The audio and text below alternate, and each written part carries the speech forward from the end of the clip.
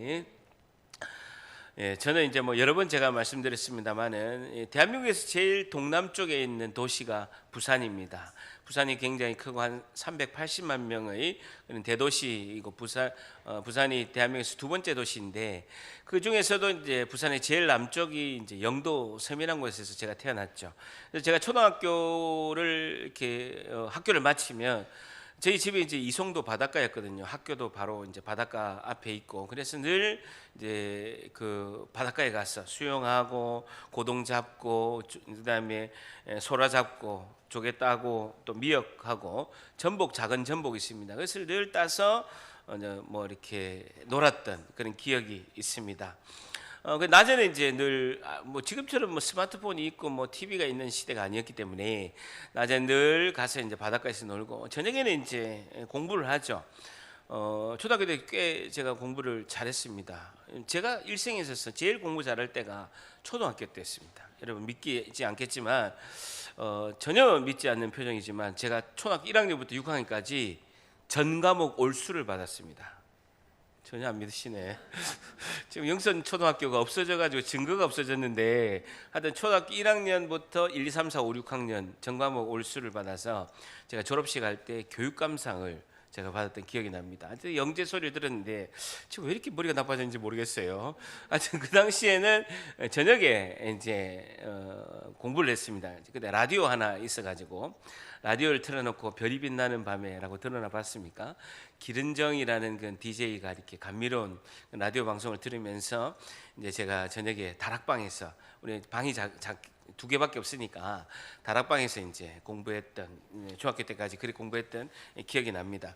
저희 집 바로 앞이 영도에서는 모교회라고 할 수가 있는 영도중앙교회가 있었습니다. 영도중앙교회가 영도에 있는 교회의 그런 어찌 보면 모교회라고 할 수가 있는데, 이제 제가 교회를 안 다녀도 어릴 때 그 교회가 우리 집 바로 앞에 있었기 때문에 그 교회를 모습을 제가 많이 기억하고 있습니다. 영도중앙교회가 처음에는 천막을 쳐서 바닥에 이제 거적대기 가마니를 이렇게 깔아서 흙 위에 깔고 거기서 이제 예배를 드린 모습을 제가 처음에 봤죠. 그러면서 제가 저녁에 다락에서 이렇게 공부를 할 때 보면 성도분들이 저녁마다 모여서 그 천막교회에서 계속해서 이제 통속으로 기도하는 소리를 제가 들었습니다. 그래서 한 번씩 그 천막교에서 전도 축제를 하면 서커스단을 이렇게 불러가지고 행사를 하고, 저도 이제 몇 번이나 구경하게 되고, 그 영도중앙교회를 그 서커스단이 이렇게 서커스단을 불러서 이렇게 하는 것을 제가 본 기억이 있고, 마지막에 담임 목사님 나오셔서 예수님을 영접하는 메시지를 전하고 예수님을 영접하는 그런 전도 콜링이라고 하죠. 그것을 한 기억이 있습니다. 뭐 그거 할 때는 제가 당연히 서커스만 보고 이제 도망간 기억이 있죠.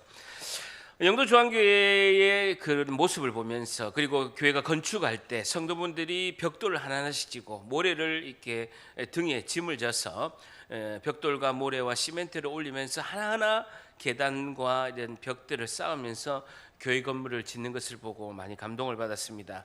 영도중앙교회의 모습을 보면서 우리 동네 마을에서는 그 성도, 영도중앙교회 성도를 단 한 명도 비난하는 사람이 없었습니다. 왜냐하면 교회가 굉장히 모범적이었고요. 동네에서 필요한 것이 있다, 교회에 어려운 일이 있다라면 교회가 제일 먼저 앞장서서 선한 일을 한 것을 볼 수가 있습니다. 그 영도중앙교회 어릴 때 제가 모습을 보면서도 불신자든 성도든 간에 상관없이 교회 성도분들을 굉장히 칭찬을 많이 하고, 그 마을을 위해서, 동네를 위해서 날마다 선한 일을 하고, 그 당시엔 다 가난했잖아요.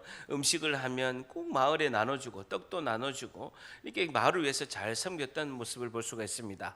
오늘 사도행전 2장 본문을 통해서 성도는 어떤 삶을 살아야 할까요에 대한 교훈을 얻고자 합니다. 질문이 뭐라고요? 성도는 어떤 삶을 살아야 할까요? 성도는 어떤 삶을 살아야 할까요에 대한 교훈을 살펴보고자 합니다. 사도행전 2장은 우리가 살펴보고 있습니다만은 2000년 전에 오순절날 마가의 다락방에 예수님의 제자 120명이 모였습니다. 그들이 기도할 때 인류의 역사적인 놀라운 기적인 성령의 충만한 역사가 임하게 되었습니다. 각 사람의 머리 위에 불의 여 같은 성령이 임하고 15개국의 외국어 방언을 하는데 자기 나라의 말로 들리고 2장 11절에 보게 되면 하나님의 큰 일, 교회 공동체가 2000년 전에 탄생하게 됩니다. 여러분 2장 4절 한번 더 읽습니다. 2장 4절. 사도행전 2장 4절 한번 같이 있습니다. 시작. 그들이 다 성령의 충만함을 받고 성령이 말하게 하심을 따라 다른 언어들로 말하기를 시작한. 장소에 모였던 120명 모든 사람들이 한 사람도 예외 없이 120명 모두가 성령의 충만함을 다 받았다라고 말씀하고 있습니다. 여러분 사람이 모이는 곳에는요 다 각자마다 자존심이 있고 개성이 다릅니다. 각자의 또 생각도 다 다르고 다른 사람들이 모이게 되어 있습니다. 자유가 보장된 특별히 교회 공동체 안에서는 개인의 자유와 그런 개인의 차이를 뛰어넘어서 예수님 안에서, 첫 번째는 뭐라고요? 예수님 안에서. 두 번째는요 복음의 말씀 안에서. 두 번째는 복음의 말씀 안에서. 세 번째는 사랑으로 하나가 될 수가 있다는 것은 2장 4절에 성령의 충만함을 모든 성도가 받았기 때문인 줄 믿습니다. 그렇게 되면 성령의 충만함을 받게 되면 하나님 나라의 거룩한 비전과 꿈을 같이 한 마음과 한 뜻으로 나아갈 줄 믿습니다. 다 같이 절단합니다. 사도행전 1장 8장에 보면 오직 성령이 너희에게 임하시면, 한 번 더, 오직 성령이 너희에게 임하시면, 두 번째 너희가 권능을 받고, 마지막에 내 증인이 되리라. 예수님이 증인이 된다는 것입니다. 오직 너희가 성령이 너희에게 임하면 너희가 권능을 받고 예수님이 증인이 된다라는 것이죠. 우리 모두에게 성령의 충만한 은혜가 임하시기를 축복합니다. 여러분 성령의 충만함의 기적의 출발점은요 세 가지였습니다. 첫 번째는요 기도라는 거예요. 1장 14절 좀 앞에 보고 1장 14절 한번 읽습니다. 1장 14절 같이 읽습니다. 시작.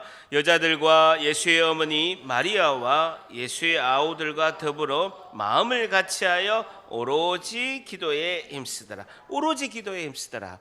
성령의 충만함이 세 가지가 있는데요. 첫 번째는요 기도예요. 사도행전 1장 14절의 말씀처럼 더불어 마음을 같이하여, 굉장히 중요한 것이요 기도를 혼자 하는 것이 아니라 더불어 마음을 같이하여 오로지 기도에 힘쓰더라라는 것입니다. 두 번째는요 15절을 보게 되면 모인 무리수가 약 120명이나 되더라. 그때 베드로가 형제들 가운데 일어서서 이르되 형제들아 성령이 다윗의 입을 통하여 예수 잡는 자들의 길잡이가 된 유다를 가리켜 줄쳐보세요. 미리 말씀하신 성경이 응하였으니라는 것이죠. 두 번째는요 말씀 선포입니다. 성령의 충만함이 출발되는 것이 첫 번째는 기도고 두 번째는요 말씀 선포라는 거예요. 말씀이 선포되는 곳에 성령의 충만함이 있다는 거예요.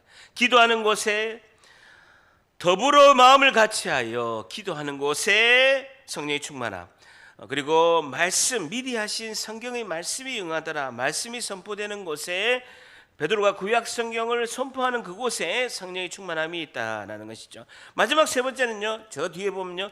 2장 47절입니다. 2장 47절. 2장 47절. 2장 47절에 보면요. 하나님을 찬미하며 줄자 보세요. 찬양이라는 것이죠. 세 번째는 뭐라고요? 찬양이라는 것입니다. 하나님을 찬미하며 온 백성에게 칭송을 받으니 주께서 구원받은 자들을 날마다 더하게 하시니라라는 것. 첫 번째는 기도, 두 번째는 말씀, 세 번째는 뭐라고요? 찬양이라는 것이죠. 이 굉장히 성령 충만함의 출발점 세 가지라는 거예요. 첫 번째 뭐라고요? 기도. 두 번째는 뭐라고요? 말씀 선포. 세 번째는 뭐라고요? 찬양이라는 거예요. 우리가 힘들 때, 기도도 안 되고 교회도 오기 싫고 시험 들고 힘들 때는요 역순이에요. 첫 번째 뭐라고요? 찬양. 두 번째 뭐라고요? 말씀 선포. 세 번째 뭐라고요? 기도의 자리로 가는 거예요. 회복은 거꾸로 억지로라도 찬양을 들으세요. 찬양을 하세요. 그리고 말씀을 선포하고 세 번째는 기도함으로 회복된다라는 것이죠. 성령 충만함의 세 가지, 기도, 말씀, 찬양. 우리가 시험 들고 어려울 때, 회복할 때 세 가지, 찬양, 말씀, 기도, 이렇게 순서대로 나가는 것입니다. 그러면서 예수님의 수제자 베드로가 설교를 하게 됩니다. 오직 말씀의 선포, 캐리그마, 이제 설교를 하게 되는데 그 핵심의 내용이요 2장 21절입니다. 2장 21절 핵심이 베드로 설교의 핵심이 2장 21절 같이 있습니다. 시작. 누구든지 주의 이름을 부른 자는 구원을 받으리라 하였느니라. 요엘서 2장 32절을 구약 성경 요엘서 2장 32절을 인용하면서 누구든지 주의 이름을 부른 자는 구원을 받게 될 것이다 라고 이야기합니다. 주의 이름을 부르는 자들은 누구인가? 어떤 복음의 말씀을 듣고 주의 이름을 부르는 자인가? 라는 것이 2장 23절에 보게 되면요, 첫 번째가 십자가 복음이에요. 그가 하나님께서 정하신 뜻과 미리 아신 대로 내준 바 되었거늘 너희가 법 없는 자들의 손을 빌려 주십시오. 못 박아 죽였으나. 복음의 핵심의 첫 번째는 뭐라고요? 예수님의 십자가라는 거예요. 예수님의 십자가. 우리의 죄를 위해서, 우리의 죄를 대신하여 십자가에 못 박아 죽으셨다. 두 번째는요, 부활이요. 24절에 하나님께서 그를 사망의 고통에서 풀어 살리셨으니 이는 그가 사망에 매여 있을 수 없었습니다 라고 말씀하고, 두 번째는 부활입니다. 그러면서 32절에 이 예수를 2장 32절에 가게 되면 이 예수를 하나님이 살리신지라 우리가 다 이 일의 증인이로다 라는 거예요. 예수님의 십자가와 그 다음에 부활, 그리고 성도들의 예수님의 부활의 증인이 되어야 된다. 이것이 핵심이죠. 십자가, 부활, 예수님의 증인. 이것이 세 가지가 베드로가 전한 이제 캐리그마 선포의 설교의 핵심이라는 거예요. 그러기 위해서는요, 33절 성령이 우리 안에 함께 하셔야 된다라는 것입니다. 33절 같이 있으면 시작. 하나님이 오른손으로 예수를 높이시매 그가 약속하신 성령을 아버지께 받아서 너희가 보고 듣는 이것을 부어주셨네. 성령이 우리와 함께 하시면 예수님의 십자가와 부활의 증인이 될 수 있다라고 이렇게 결론을 내리고 있습니다. 베드로가 전한 복음의 핵심은요, 예수님의 십자가, 그리고 예수님의 부활하심, 그리고 성령이 너희와 함께 하심으로 예수님의 증인이 되라. 이것이 설교의 핵심이다라는 것이죠. 그 말씀을 들은 청중의 반응, 37절, 2장 37절 같이 있습니다. 시작. 그들이 이 말을 듣고 마음에 찔려 베드로와 다른 사도들에게 물어 이르되 형제들아 우리가 어찌할꼬 하네. 마음에 찔려, 줄쳐보세요. 찔려란 단어가요, 카테니게산이란 단어인데요, 격하게 관통하다라는 뜻입니다. 실신이 되다, 격하게 관통이 되다, 실신이 되다라는 거. 그 하나님의 말씀이 우리의 심령을요 격하게 관통한 거예요. 그래서 실신이 될 정도가 됐다라는 거예요. 얼마나 그 말씀이 십자가와 부활과 성령이 함께 하심의 그 메시지가 얼마나 강했으면 마음의 심령을요 격하게 관통했다라는 거예요. 케테니게산이라는 뜻이에요. 마음에 찔려 마음이 화살을 맞은 것처럼 격하게 관통됐다. 그러면서 그들의 고백이 뭐랍니까? 형제들아 우리가 어찌할꼬, 우리가 어떻게 해서 예수님을 십자가에 못 박았을꼬, 우리가 알았더라면 예수님을 십자가에 못 박지 않았을 것인데 우리가 어찌할꼬 라고 이렇게 반응을 보이게 됩니다. 그래서 설교는요 전적인 성령의 역사와 하나님의 주권인 줄 믿습니다. 저도 설교를 이렇게 준비 많이 해서 그냥 감이 있어요. 오늘은 정말 우리 성도분들이 은혜를 많이 받겠다, 정말 내가 열심히 설교를 준비해서 기도도 하고 이렇게 했는데 어떤 때는요 1년에 한 3번 정도 제가 죽 쓰는 경우가 있습니다. 한 3번 정도 평균 죽을 쓰고, 어떤 때는요 오늘 본문이 임팩트가 없고 본문이 조금 이렇게 단순하고 그래서 조금 이렇게 은혜 받기가 힘들겠는데도 보면요 엄청 은혜를 받는 경우도 있습니다. 제가 오늘 딱 보니까요 만 20년을 설교했더라고요. 평신도부터 2003년 9월부터 제가 매주 설교를 했거든요. 만 20년 설교를 했는데 저희 예상대로 된 적은요 단 한 번도 없습니다. 그 정도로 성령이 역사하셔야 설교의 은혜 가운데 있게 하신다라는 것입니다. 자, 오늘 중요한 본문이요 38절입니다. 중요한 본문 38절 같이 있습니다. 시작. 베드로가 이르되 너희가 회개하여 예수 그리스도의 이름으로 세례를 받고 죄사함을 받으라. 그리하면 성령의 선물을 받으리. 회개하여 1번, 두 번째 세례를 받고 2번, 세 번째 죄사함을 받으라 3번이라는 거예요. 무리들이 우리가 어찌할꼬 하면서 있을 때 베드로가 매우 중요한 말씀을 합니다. 구원에 관한 내용을 이야기합니다. 첫 번째는 회개, 두 번째는 세례, 세 번째는 죄사함의 구원을 받는다라고 하고 있습니다. 어떻게 보면 논리가 맞죠. 회개를 하고 세례를 받고 죄사함의 구원을 받는다. 이게 순서가 딱 맞게 딱 보이는 거예요. 논리적으로 보이죠. 그런데요, 신학적으로 보면요, 거꾸로입니다. 거꾸로라는 거예요. 우리가 생각하면 하나님 앞에서 회개하고 공동체 앞에서 세례를 받고 죄사함의 구원을 받는 것으로 보면 딱딱 맞는 것 같아요. 근데 신학적으로 보면요, 거꾸로예요. 거꾸로. 구원을 받은 성도가 하나님 앞에서 진정으로 회개할 줄 믿습니다. 구원을 받지 않으면 진정한 회개가 안 나오는 거예요. 눈물을 흘린다고 여러분, 회개가 아닙니다. 구원을 받아야 진정한 회개가 나온다는 거예요. 여러분, 구원받기 전에는요, 우리 죽은 영혼이에요. 죄와 사망의 노예의 영이라는 것입니다. 그리고 죄와 사망이 지배한 영이기 때문에 생명이 없는 상태예요. 그런 영적으로 죽은 시체이기 때문에 진정한 회개를 할 수가 없다라는 거예요. 성령이 먼저 우리에게 임해서 생명을 얻고 죄사함의 구원을 받고 정신 차려 보니까 회개가 나오는 거예요. 그래서 그 다음에 공동체 앞에서 세례를 받는 것입니다. 원래 우리는 죄로 죽은 존재입니다. 하나님과 관계가 끊어진 존재라는 것이죠. 근데 예수님을 믿어서 극적으로 이렇게 살다 보니까 아이고, 이제까지 내가 어떻게 살았을꼬. 이 37절에 뭐랍니까? 형제들아, 우리가 어찌할꼬. 내가 어떻게 하다가 이 인생을 이제까지 이렇게 살았을꼬 라고 생각하면서 회개를 하는 것입니다.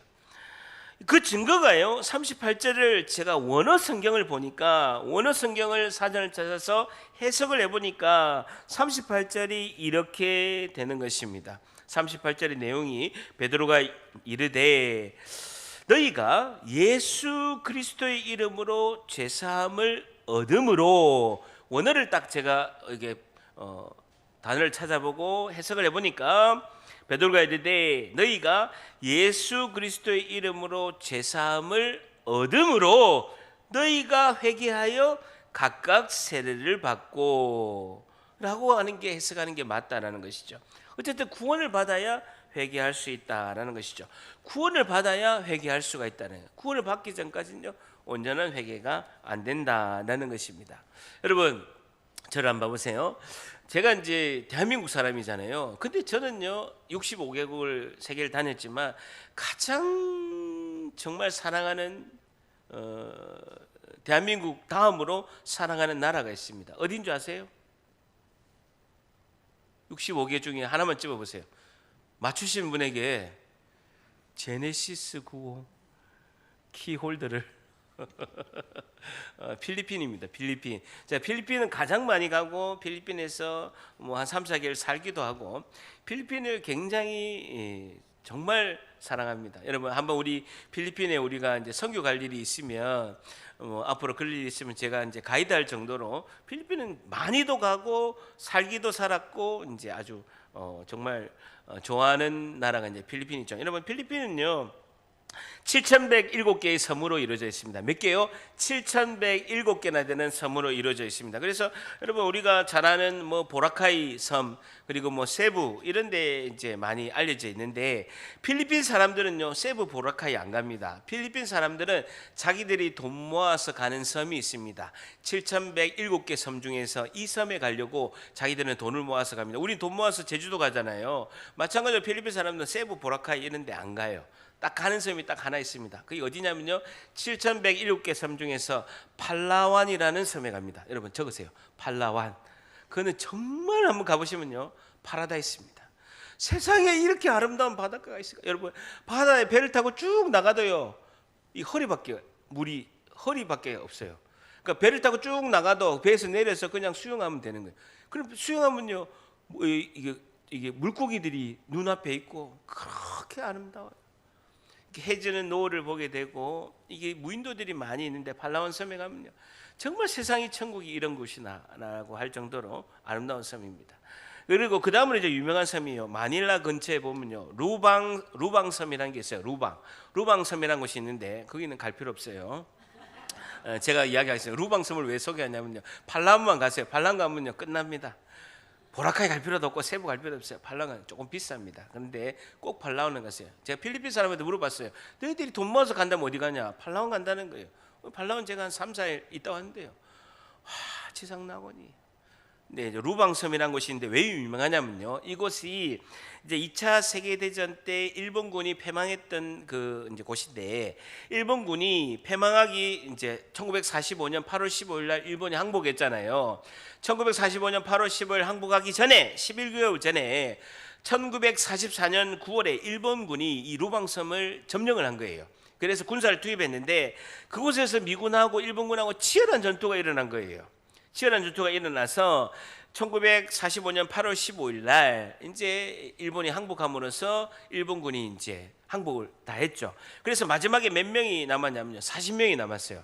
그 40명이 남아서 치열한 전투로 다 죽고 일본군 40명이 딱 남았는데, 일본이 1945년 8월 15일 패망할 때 39명이 항복하고 미군한테 항복해서 나왔어요. 그래서 포로되었다가 다 일본으로 돌아간 거예요. 근데 단 한 명만 안 나온 거야.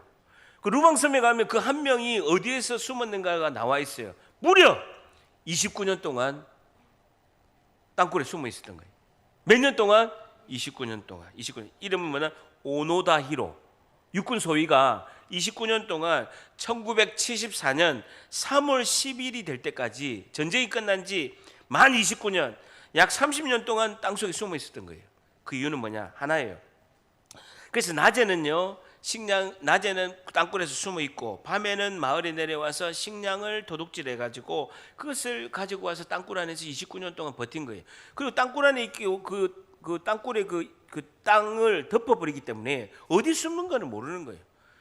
근데 사람이 이렇게 자그마해 가지고요, 밤에 와서 식량 도둑질하고 가서 낮에는 땅굴 안에 있고, 그걸요 29일도 아니고 29년을 했다는 거예요. 29년. 왜 그렇게 했느냐? 목적은 하나예요. 자신이 육군 소위인데요, 이 오노다 히로의 육군 소위인데 자기 사령관이 있어요. 사령관이 뭐라고 했냐면요, 내 명령이 없으면 산에서 내려오지 마라. 이 명령에 순종하기 위해서 내 명령이 없으면 산에서 내려오지 마라, 이 지시 때문에 산에서 안 내려오고 땅굴에 29년 동안 있었던 거예요. 그래서 가족이 오고 고등학교 동창들이 와서 마이크로 외치고 전쟁이 끝났으니까 빨리 나와라 라고 이렇게 했는데, 자, 이렇게 생각해요. 미군이 가족들을 협박해가지고 나를 속이는 거기 때문에 내가 계속 동굴에 있어야 되겠다라고 꿈쩍 안 한 거예요. 마치 우리가 복음을 전해서 살아야 된다, 예수님을 믿어야 되고 교회 가서 살아야 된다라고 외쳐도 꿈쩍 안 하는 가족과 이웃과 비슷하다는 거예요. 어쨌든 그 사람이 평생 동안 29년 동안 약 30년에 가까이 땅굴에 있었는데 어떻게 나온 줄 아세요? 어떻게 나왔을까요? 가족이 설득해도 안 나와. 고등학교 동창이 와서 나오라도 안 나와. 근데 그 사람이 29년 동안 있다가 단 한 번만에 땅굴에서 나왔어요. 어떻게 나왔을까요? 뭐라노? 어떻게 알았어요? 사령관이 직접 와서 내 명령이 없으면 산에서 내려오지 마라 한 그 명령한 사령관이 와서 패전했으니 귀국해라, 그런 특별 명령서를 자기가 직접 말하고 문서로 주니까 29년 만에 땅굴에서 나온 거예요. 1973년 3월 10일 자신이 필리핀 공군 사령관 앞에서 정식 항복하고 일본으로 돌아오게 된 것입니다. 전쟁은 11개월 만에 루방섬에서 끝이 났는데 자기가 돌아온 건 몇 년이라고요? 29년이에요. 11개월 만에 전쟁이 졌는데 자기가 항복하고 돌아온 건요 29년이 걸렸다는 거예요. 2000년 전에 예수님께서 십자가에 죽으시고 사탄의 머리를 박살내고 부활하심으로 승리하게 되셨습니다. 그래서 그 예수님이 승리하신 것을 우리가 믿음으로 우리는 죄와 사망에서 해방되고 광복이 된 줄 믿습니다. 우리는 해방이 된 거예요. 자유인이 된 거예요. 그 해방된 소식을 우리가 믿음으로 우리는 자유를 누리고 이렇게 자유롭게 예수님 안에서, 하나님 말씀 안에서 하나님의 자녀로 이렇게 마음껏 사는 거예요. 그러나 아직도 많은 우리 가족들과 이웃들은 자신의 땅굴 속에서 어둠의 삶을 살고 있는 사람이 너무나 많다라는 거예요. 근데 그들에게 우리는 사령관이 되어서 복음의 말씀을 외쳐야 되는 줄 믿습니다. 예수님이 사탄의 머리를 박살내고 승리하심으로 이제는 자유가 되었다 라고 외쳐야 된다는 것이죠. 이것이 우리의 사명이고 교회의 사명인 줄 믿습니다. 로마서 10장 14절에는 이렇게 말씀하고 있습니다. 그런즉 그들이 믿지 아니하는 일을 어찌 부르리요? 그런즉 그들이 믿지 아니하는 자들을 믿지 아니하는 일을 어찌 부르리요?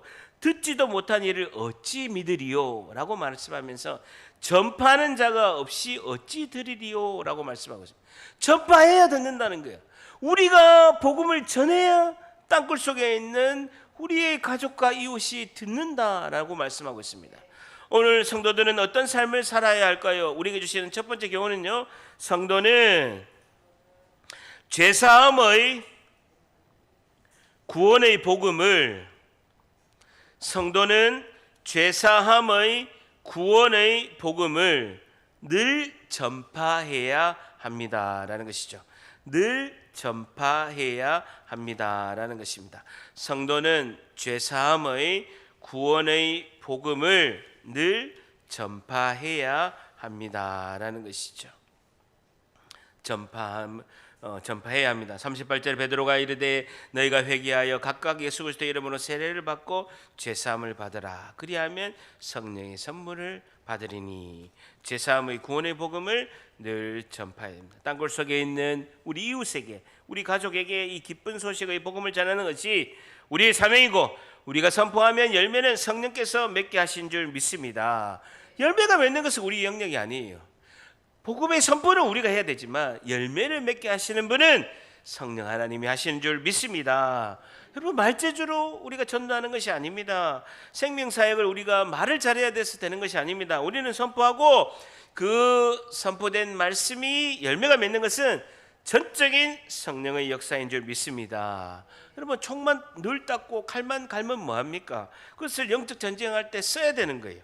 주님이 승리하시고 가족이 붙들고 있는 영을 우리가 타격하고, 우리가 가족들이나 이웃을 붙잡고 있는 그 영들을 타격해서 전쟁을 하고 우리가 영적 군사로 반드시 승리할 줄 믿습니다. 41절 같이 있습니다. 41절 시작. 그 말을 받은 사람들은 세례를 받음에 이날에 신도의 수가 3,000이나 더하더라. 세례를 받음에 초점 보세요. 여러분, 세례를 받아야 구원을 받는 것은 아닙니다. 여러분, 결혼식을 해야만 부부가 되는 것이 아닌 것처럼 세례를 받아야만 구원을 받는 것은 아닙니다. 여러분, 부부가 되더라도 결혼식 안 하고 사는 분들이 많이 있습니다. 세례는 예수님과 우리가 부부가 되어서 이제부터 예수님과 결혼 생활이, 신앙 생활이 시작을 되는 것을 우리 공동체 앞에서 이렇게 선포하는 것이죠.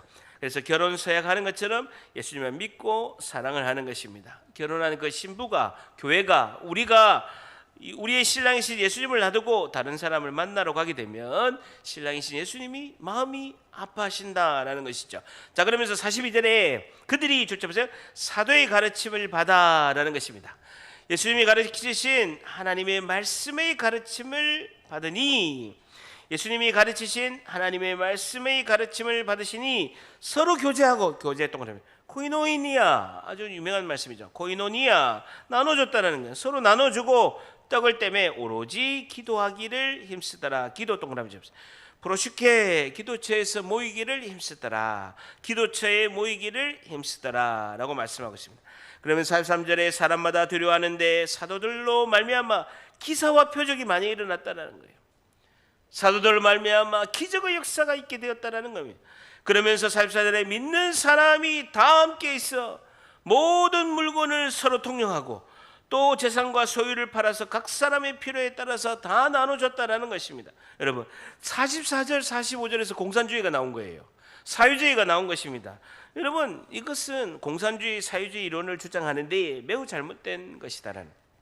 여러분, 오순절 성령이 임할 때의 초대교회의 특수한 상황이었다라는 거예요. 여러분, 왜 이렇게 사람들이 전 재산을 다 같이 모아서 통용하고 같이 다 나눠준 것은요, 두 가지 이유입니다. 첫 번째는요, 예수님의 재림이 빨리 올 줄 알은 거예요.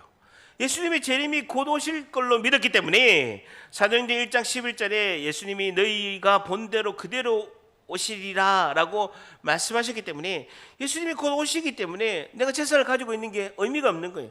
그래서 재산의 소유가 의미가 없기 때문에 다 이렇게 나눠졌었고, 두 번째는요, 그리스도인들이 상거래가 안 되는 거예요. 종말 때 그런 일이 일어납니다. 뭘 이렇게 뭐 666을 받지 않으면 상거래가 안 되는 것처럼 그리스도인들이 상거래가 안 되는 거예요. 왜? 예수님을 믿으니까 출교를 당한 거예요. 유대교에서 출교를 당하고 쫓겨나니까 내가 거래를 할 수가 없는 거예요.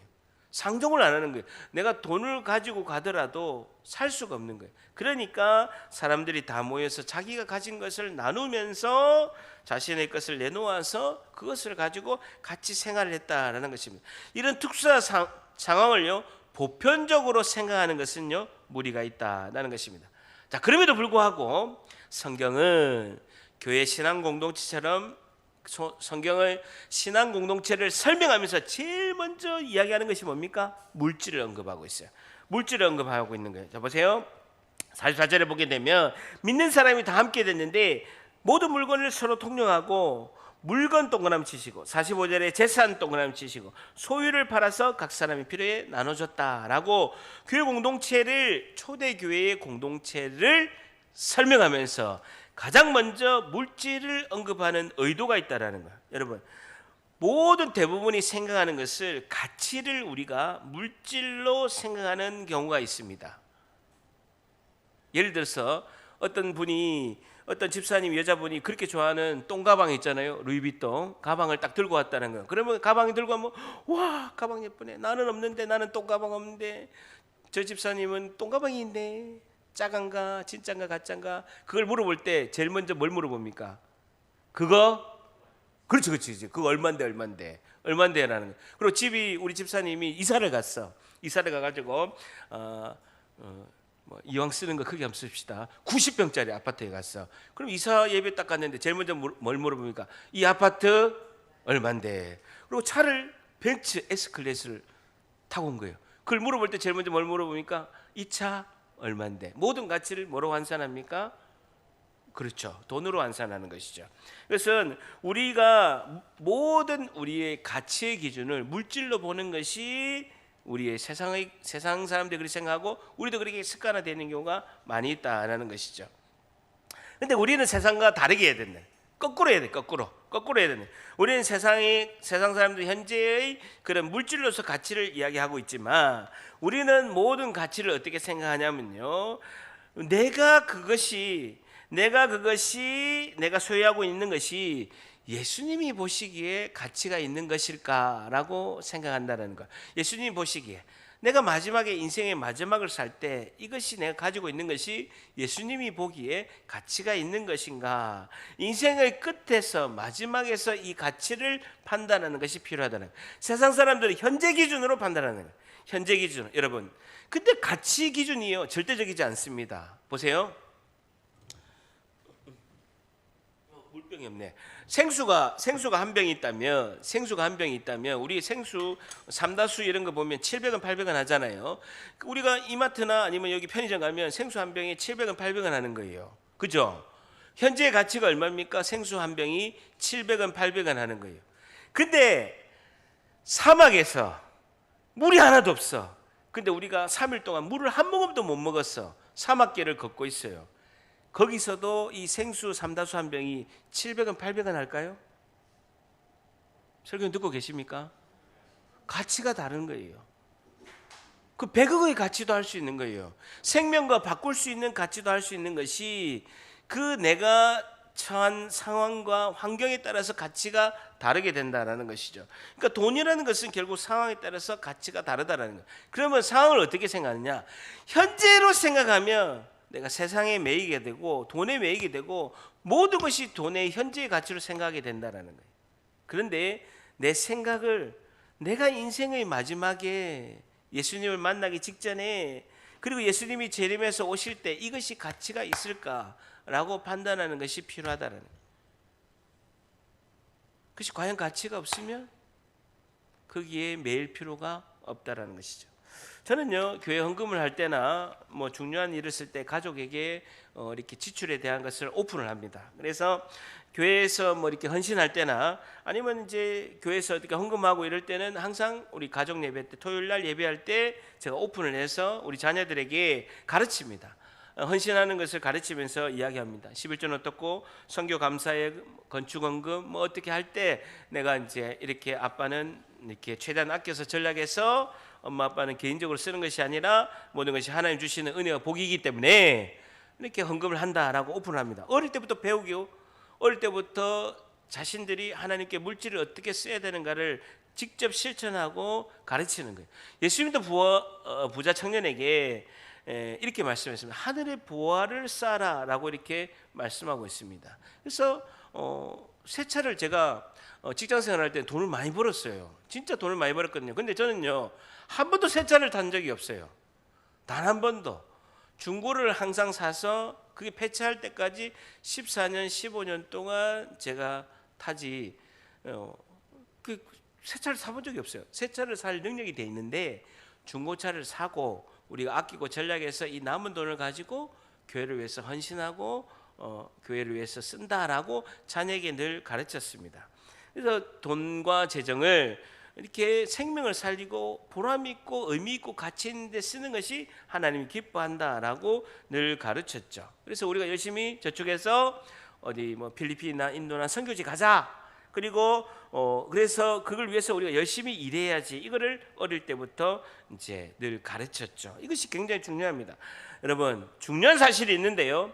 내가 현실적으로 힘들거나 아니면 여유가 충분히 있는 거나 상관없이 내가 돈에 매이는 것을 자녀에게 보여주게 되면, 돈 때문에 힘들어하는 모습을 자녀에게 보여주게 되면 자녀는 대를 이어서 돈의 노예가 된다는 거. 다시요. 굉장히 중요한데요. 여러분, 내가 뭐 마이너스 통장을 쓰나 돈이 없거나 뭐 물질의 어려움이 있을 수도 있어요. 아니면 내가 몇천만 원의 몇천만 원 매덕 통장에 잔고가 있어서 여유가 있을 수도 있어요. 그러거나 저러거나 상관없이 굉장히 돈 때문에 힘들고 돈 때문에 힘들어하는 모습을 자녀에게 보여주게 되면 자녀도 대를 이어서 물질의 노예가 된다는 거예요. 굉장히 중요하다는 것입니다. 여러분, 물질은 돈은요 선도 아니고 악한 것도 아닙니다. 우리 인생을 살아갈 때 수단일 뿐이라는 거예요. 물질은 있다가도 없을 수도 있고 없다가도 있을 수도 있습니다. 중요한 것은요, 물질, 돈이 인생의 목표가 되면 안 된다라는 거예요. 여러분, 돈은 부리는 거예요. 우리가 필요할 때 쓰는 수단일 뿐이고 부리는 존재라는 거예요. 근데 돈이 내 인생의 목적과 목표가 돼서 돈이 나를 지배하면 안 된다는 거예요. 여러분, 돈이 뭔데요? 이렇게 흥분하면 안 되겠지만 제가 돈이 없어서 그렇습니다. 중요한 것은 뭐냐면요, 돈이 나를 지배하면 안 된다는 거예요. 돈이 많을 때나 없을 때나 돈이 나를 지배하면, 돈이 뭔데요? 돈은 우리가 부리는 수단이에요. 없으면 없는 대로 자족하면서 살고 있으면 있는 대로 섬김과 나눔으로 베풀면서 살면 되는 거예요. 많이 베풀고 많이 쓰고 섬김과 나눔을 하면요, 많이 주세요. 하나님이 내가 내 쓸 만큼만 쓰고 하면 자족하면서 살면서 살면 되는 거예요. 근데 돈이 나를 지배하고 돈이 인생의 목표가 되고 돈이 내 삶을 이끌어가면 비참하다라는 거예요. 그럼 대를 이어서 자녀도 돈의 노예가 된다는 거예요. 이렇게 되지는 않아야 된다는 거예요. 적어도 디모데전서 6장 10절에 돈을 사랑함이 일만 악의 뿌리가 된다. 이것을 탐내는 자들은 미혹을 받아 믿음에서 떠나 많은 근심함으로써 자기를 찔렀도다라는 것입니다. 돈을 사랑하는 것이 믿음을 떠나 근심으로써 자기를 찔렀도다라고 말씀하고 있습니다. 그래서 내 인생을 보고 사는 삶은요, 내 인생은 생명을 살고 생명을 살리는 것이 중요한 것이 물질과 돈의 노예가 되는 것은 안 된다라는 것이죠. 그러면 46절, 우리 46절 같이 있습니다. 시작. 날마다 마음을 같이하여 성전에 모이기를 힘쓰고 집에서 떡을 떼며 기쁨과 순전한 마음으로 음식을 먹고. 날마다 마음을 같이하여 성전에 모이기를 힘쓰고 집에서 떡을 떼며. 오늘 굉장히 중요한 단어가 기쁨과 순전한 마음으로 음식을 먹고라는 것입니다. 우리 교회의 삶이 항상 나누고 섬기고 어려운 이웃을 돌보고, 그것이 매우 중요하다는, 이것을 우리 자녀에게 가르쳐야 된다는 것이죠. 그래서 성도들이 복음을 전하는 자들의 삶으로 사랑을 나누니까 47절 결론으로 말씀하고 있습니다. 시작. 하나님을 찬미하며 또 온 백성에게 칭송을 받으니 주께서 구원받은 사람을 날마다 다 온 백성에게 칭송을 받으니. 줄자 보세요. 하나님께 영광을 드리고 성김과 나눔을 하는 이 성도들로 인해서 온 백성이 칭송했다는, 영도 중앙교회를 욕한 사람을 내가 한 명도 본 사람이 없어요. 그렇게 떠들면서 큰 소리로 기도해도요, 한 명도 비난하는 사람이 없어요. 너무 잘하니까. 그 동네의 마을에서요, 너무 잘하니까 어려운 사람들을 거두고, 그때는요 거지가 많았어요. 그 거지들 다 줄대면 밥 다 먹이고 옷 사입히고 재워주고 다 했다고요.